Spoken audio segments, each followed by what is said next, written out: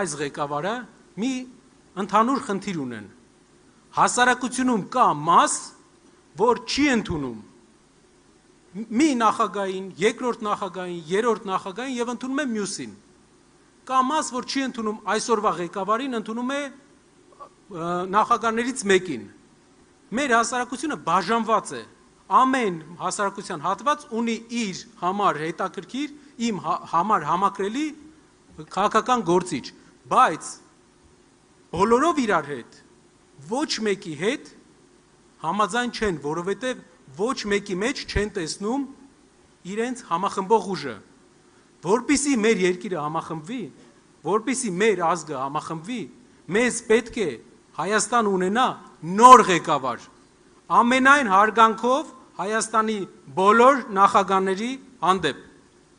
Իրենք արել են աշխատանք, մենք ամենայն հարգանքով ենք վերաբերում, բայց ապագա Հայաստանում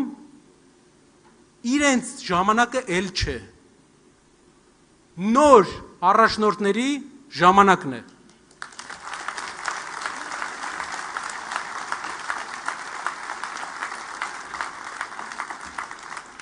Գիտեմ, շատերին դուր կգա, շատերին դուր չի գա, բայց մենք չենք կարող համախմբել մեր ժողովրդին, ունենալով այն քաղաքական ազգանունները ապագայում երկիրը ղեկավարի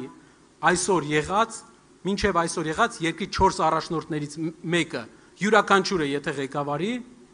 մենք չենք կարող ունենալ միասնական հասարակություն, որովհետև հասարակության մի մասը դեմ է մեկին, մյուս մասը մյուսին, մեզ պետք է նոր առաջնորդ, ով չունի հասարակության մոտ բացասական վերաբերմունք